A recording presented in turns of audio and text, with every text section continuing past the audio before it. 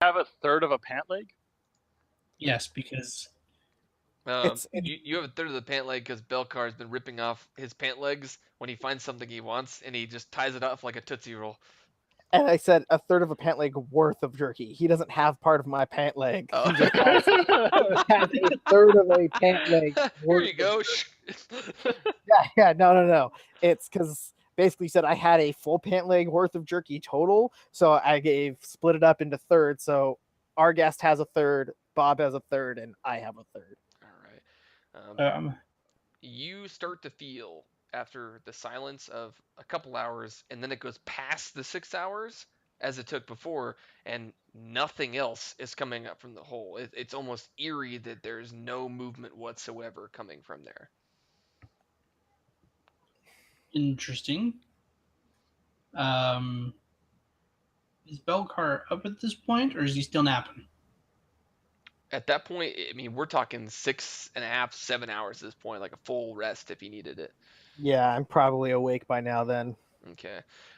As far as things go, that does put you at late in the afternoon.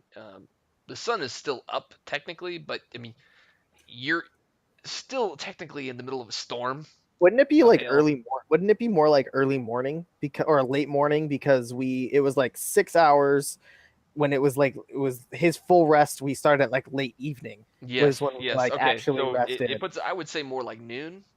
Okay. Okay, let's agree on that. It's more so like noon at that point then. But again, you're still in the storm, so I mean, it's almost just constant hail coming down. Right. But obviously, the trees give you cover, so you're not being pelted by this hail, and you're just waiting outside this hole, and nothing is coming out. You don't even see an arm grab out for a rabbit. I think it's time to go in. What do you think, our guest?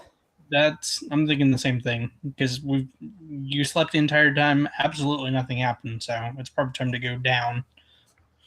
Sound good to you, Bob? Let's do it. All right. Kids. All right. Okay. As you walk up to the hole, it still is silent, so it looks perfectly safe, for what you can tell, to enter at that point. Right. All right. All right.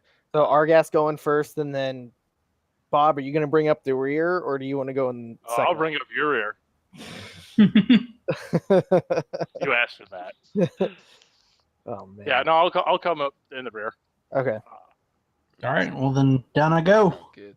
All right. As all three of you enter the hole, both of you, or all of you, basically enter into what is kind of a main, just like we said, just kind of a small lobby is what it is. A mud room per se. It's maybe 3 cars in size of what you have, and there's a large, like I said before, 10-foot tall hallway leading off of it that is level at that point for you to continue forward, and it's long and turns and twists, and you can't see far down to the point other than the fact that it turns a little bit. All right. Down the hallway. It looks like the only way we've got. I'm gonna hug the wall and try to stay like hidden. Okay. All right. As you go down the hallway, you take twists and turns. It doesn't go down, it doesn't go up. It's very, very level. And eventually you get to a point where it opens up into a almost just gigantic cavern. We're talking giant cavern where there's a little bit of a steep slide, maybe 10 feet past that hole, to open it up into a good, 20-foot tall cavern that almost reaches the top. And there's a little bit of light coming in from the very tip top of it, just a small hole. But the cavern itself is empty of all crunchers that you can see. But from what is in the cavern, it's just lined head to toe in those glowing mushrooms. And corpses of slain animals are everywhere, rotted.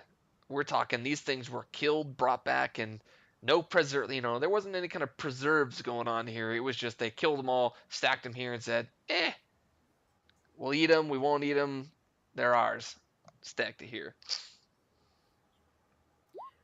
I'm gonna keep sneaking around because don't lack the killing grounds very much. You can see that branching off of this, there are 2 more hallways. One of these hallways looks like this is, stacked even more of animals leading through that hallway. Blood is just, dried blood all over the ground, the walls, everything from that one hallway. And the other looks almost clean, but still has some corpses on its way in there. Interesting. I think we should probably go towards the way that there's more corpses, because that might be where there's more crunchers. They could also be like, if they're kind of like ants, that might be like the hatchery. Oh, that's a good idea too, which kill them while they're young. Agreed. All right. So I think that's the way we're going to go. Bob, what do you You think? really think I have a problem with killing the next generation? Really? No.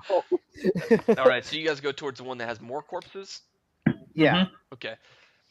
As you lead towards there, it's a very short hallway, and you can hear.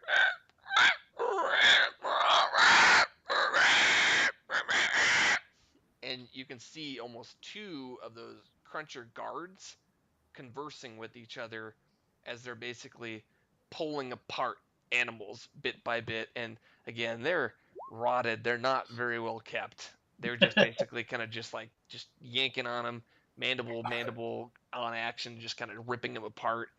And it's just not a lot going on there except for kind of just you can tell it's almost like a food just shred fest in that room, almost being torn down into smaller pieces.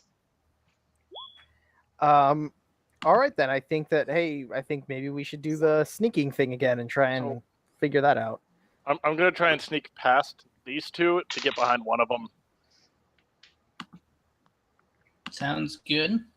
I think I'll probably try to get a sneak in on them Okay, to get the go. who's going first?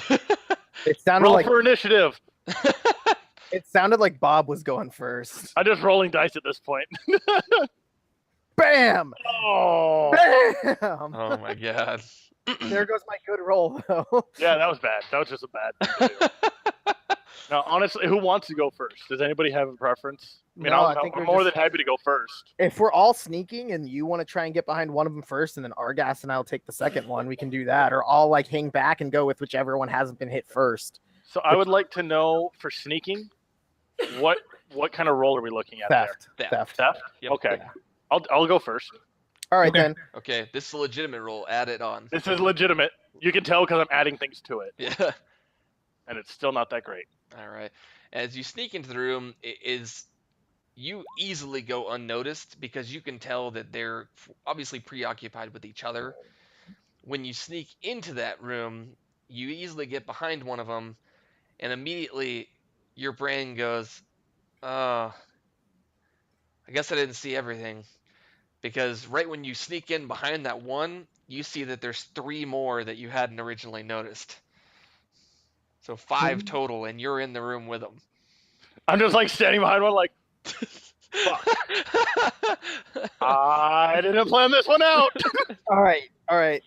So they just see me freeze, basically. They They're just have not noticed you. I mean, basically, they're almost in this. No. I mean these 2, my party. Oh, They see me freeze, and I just throw up 3 fingers at them. So just over my shoulder, I'm just Okay. All right. All right. Well, I guess I'm gonna try to. Hey, Argas. Why don't I try and sneak up on these 2 and take these 2 out, and then you and Bob can go take out the others that are in there, or something. That sounds like a good idea to me. Just to All give right. them extra coverage. Yeah. So I'm gonna do a sneak to the 2 that are closest. Are we doing prepared actions in this or anything? it is literally just. Okay, so I'm gonna go with if they notice his ass, because I'm assuming we're gonna be able to tell. They're not I'm just gonna. gonna stab the shit out of whoever I'm behind. They're not noticing me. Okay. Belcar, you sneak into wherever the hell you want to be in that room. Sweet. He's between them. You You're